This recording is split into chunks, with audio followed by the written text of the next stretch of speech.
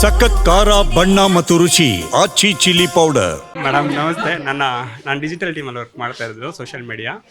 Actually ನಾನು ಕೇಳೋವಂಥ ಪ್ರಶ್ನೆ ಆಗಲೇ ಹೇಳ್ದಂಗೆ ತುಂಬ ಇತ್ತು, ಬಟ್ ಕೆಲವೊಂದು ಕೇಳ್ತೀನಿ. ನಾನು ನೋಡ್ತಾ ಬಂದಂಗೆ, ಸೊ ನೀವು ಹೆಣ್ಣಿನ ಪಾತ್ರವನ್ನು ವಹಿಸುವಂಥ ಅದನ್ನು ನಿರ್ವಹಿಸುವಂಥ ಪಾತ್ರಗಳನ್ನ ಮಾಡ್ತಾ ಬಂದರೆ, ಅದರಲ್ಲಿ ಎಸ್ಪೆಷಲಿ ನನ್ನ ತಾಯಿಯರನ್ನ ನೋಡೋದು ತುಂಬ ಸಾರಿ ಅಳಿಸ್ಬಿಟ್ಟಿದ್ದೀರಾ ನೀವು. ಆ ಥರದ ಪಾತ್ರಗಳು ತುಂಬಾ ನಾನು ಗಮನಿಸಿದ್ದೀನಿ. ಆ್ಯಂಡ್ ನಾನು ಅನ್ಕೋತಾ ಇದ್ದೀನಿ, ಸೊ ಅಲ್ಲಿನ ನಿಮ್ಮ ಪಾತ್ರ ನಾನು ಇದ್ರ ಆನಂದ್ ಇದೆಯಲ್ಲ, ಆ ಸಿನಿಮಾ ನಂಗೆ ತುಂಬಾ ಇಷ್ಟ. ಆ ಪಾತ್ರದಲ್ಲಿ ನೀವು ತುಂಬ ಚೆನ್ನಾಗಿ ಮಾಡಿದ್ದೀನಿ ಅಂತ ನಂಗೆ ಭಾಳ ಇಷ್ಟ ಆಗುತ್ತೆ. ಆ್ಯಂಡ್ ಇವಾಗ ನೀವು ಶುರು ಮಾಡಿದ್ರಲ್ಲ ಆ ಸಿನಿ ಜರ್ನಿಯಿಂದ ಇಲ್ಲಿವರೆಗೂ ನಿಮ್ಮನ್ನೆಲ್ಲಾದರೂ ಬದಲಾಯಿಸ್ಕೊಳ್ಬೇಕು ಪಾತ್ರದಲ್ಲಿ ಅಂತ ನಿಮ್ಗೆ ಯಾವತ್ತಾದರೂ ಅನಿಸ್ತಾ, ಅಥವಾ ಈ ಮಾಡರ್ನ್ ಯುಗಕ್ಕೆ ನಿಮ್ಗೆ ಅಂದರೆ ಒಂದು ಸ್ವಲ್ಪ ದುಃಖದ ಪಾತ್ರಗಳನ್ನು ಮಾಡ್ತಾ ಇದ್ರೆ ಆ ಸ್ಟಾರ್ಟಿಂಗಲ್ಲಿ, ಸೊ ಅದನ್ನ ಸ್ವಲ್ಪ ಬದಲಾವಣೆಗಳನ್ನ ನೀವು ಕಂಡ್ಕೋಬೇಕು ಅಂತ ಅನಿಸ್ತಾ, ಇಲ್ಲ ಆ ಒಂದು ಸೆಟಲ್ ಆ ನಟನೆ ನಮ್ಗೆ ಬೇಕು ಅಂತ ಏನಾದರೂ ಬದಲಾಯಿಸ್ಕೊಂಡ್ರಾ ಅಂತ? ಅಲ್ಲ, ಬದಲಾಯಿಸ್ಕೊಂಡಿದ್ದೀರಾ ಇಲ್ವಾ ಅದೇ ಇದ್ರಲ್ಲ ಇದ್ದೀರಾ ಅಂತ? ಆಕ್ಚುಲಿ ನಾನು ಇದುವರೆಗೂ ಇಷ್ಟು ವರ್ಷದಲ್ಲಿ ಈ ಥರ ಒಂದು ಪ್ರಶ್ನೆ ಯಾರು ಕೇಳೇ ಇತ್ತಿಲ್ಲ. Very nice question. ಇಲ್ಲ, ಖಂಡಿತವಾಗ್ಲು. ಏಕೆಂದರೆ ಅವಾಗ ಮೇಕಿಂಗ್ ಬೇರೆ ಥರ ಇರ್ತಾಯಿತ್ತು, ಸಿನಿಮಾ ಮೇಕಿಂಗ್ ಬೇರೆ ಥರ ಇರ್ತಾಯಿತ್ತು. ಆ್ಯಂಡ್ ಅವಾಗ ಏನಂತಾರೆ, ಸೋಷಿಯಲ್ ಮೀಡಿಯಾ ಇದೆಲ್ಲ ಇತ್ತಿಲ್ಲ. ಆಮೇಲೆ ಎಕ್ಸ್ಪೋಜರ್ ಏನೇ ಇದ್ರೂ ಸಿನಿಮಾ ಅಷ್ಟೇ, ಎಂಟರ್ಟೈನ್ಮೆಂಟ್ ಅದೆಲ್ಲ ಬಂದಾಗ. ಸೊ ಕೆಲವೆಲ್ಲ ಒಂದು ಸ್ವಲ್ಪ ಓವರ್ ಆಗೇ ಮಾಡಬೇಕಾಗಿತ್ತು, ಲಾರ್ಜರ್ ದೆನ್ ಲೈಫ್ ಇದ್ರ ಥರ. ಸೊ ಹಾಗಾಗಿ ಸ್ವಲ್ಪ ಕೆಲವೊಂದು ಸ್ವಲ್ಪ ಹಿಂದಿನ ಸಿನಿಮಾಗಳೆಲ್ಲ ನೋಡಿದ್ರೆ ಅದೊಂದು ಸ್ವಲ್ಪ ಓವರ್ ಆಗಿರ್ತಾ ಇತ್ತು. ಆಮೇಲೆ ಟೆಕ್ನಿಕಲಿನೂ ಕೆಲವೊಂದು ವಿಚಾರಗಳೆಲ್ಲ ಲಿಮಿಟೇಷನ್ಸ್ ಎಲ್ಲ ಇದ್ದಿದ್ರಿಂದ. ಬಟ್ ಈಗ ಹೋಗ್ತಾ ಹೋಗ್ತಾ you have to be natural. ಇವಾಗ ಹೆಂಗೆ ನಮ್ಮ ಜೀವನ ಶೈಲಿ ಬದಲಾಗುತ್ತೋ ಅದೇ ತರನೇ ಈ ಒಂದು ನಮ್ಮ ಪರ್ಫಾರ್ಮೆನ್ಸ್ ಇಂದ ಹಿಡಿದು ಪ್ರತಿಯೊಂದನ್ನು ಚೇಂಜ್ ಆಗ್ಬೇಕು. ಅವಾಗೆಲ್ಲ ಬ್ಲ್ಯಾಕ್ ಅಂಡ್ ವೈಟ್ ಸಿನಿಮಾಗೆ ತುಂಬಾ ಮೇಕಪ್ ಯೂಸ್ ಮಾಡೋರು, ಇವಾಗ ಅದ್ರ ಅವಶ್ಯಕತೆ ಇಲ್ಲ. ಸೊ ಅದೇ ತರ ಚೇಂಜ್ ಆದಾಗ ಆಬ್ವಿಯಸ್ಲಿ ನಿಮ್ಮ ಆಕ್ಟಿಂಗ್ ಅಂತ ಬಂದಾಗ್ಲೂ ಅದನ್ನು ಪಾಲಿಶ್ ಆಗ್ಬೇಕು. So you have to update yourself and it is required and must and should also. ಅಂದ್ರೆ ಇವಾಗ ತೀರಾ ಆಕ್ಟಿಂಗ್ ಅನ್ನಕ್ಕಿಂತ ನ್ಯಾಚುರಲ್ ಆಗಿರೋದನ್ನೇ ಜನ ಇಷ್ಟಪಡ್ತಿದ್ದಾರೆ. ಅವಾಗ್ಲೇ ಅಲ್ವಾ ನೀವು ಕನೆಕ್ಟ್ ಸಾಧ್ಯ ಆಗೋದು. ಯಾಕಂದ್ರೆ ನಿಮ್ಗೆ ಇವಾಗ ಯು ಆರ್ ಮೋರ್ ಎಕ್ಸ್ಪೋಸ್, ಅಂದ್ರೆ ನಿಮ್ಗೆ ಎಕ್ಸ್ಪೋಜರ್ ಜಾಸ್ತಿ ಇದೆ.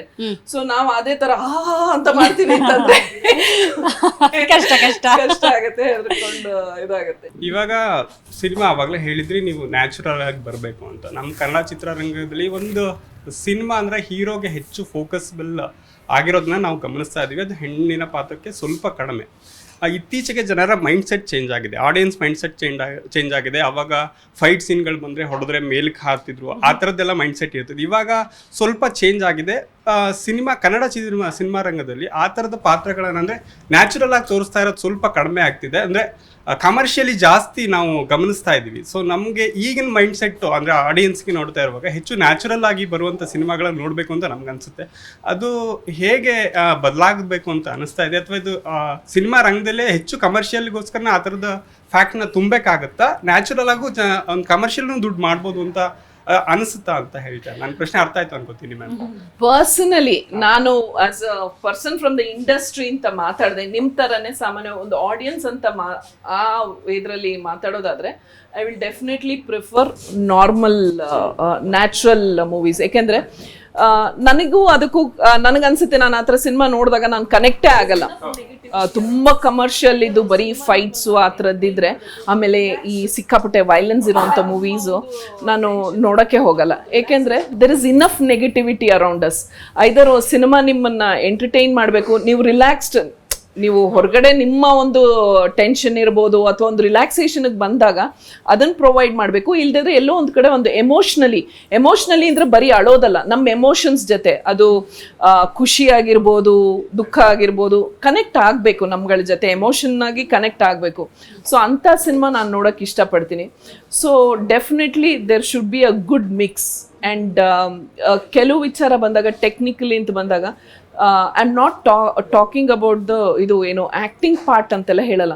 ಕೆಲವು ಎಮೋಷನ್ಸು ಹ್ಯೂಮನ್ ಬ್ರೈನಿಗೆ ರಿಜಿಸ್ಟರ್ ಆಗಬೇಕು ಅಂದರೆ ಅದೊಂದು ಸೈಂಟಿಫಿಕ್ಕಾಗಿ ಪ್ರೂವ್ ಆಗಿದೆ, ಒಂದು ಇಷ್ಟು ಸೆಕೆಂಡ್ಸ್ ಇರಬೇಕು ಅಂತ. ಆವಾಗಲೇ ನಮ್ಮ ಮೈಂಡ್ಗೆ ರಿಜಿಸ್ಟರ್ ಆಗೋದು.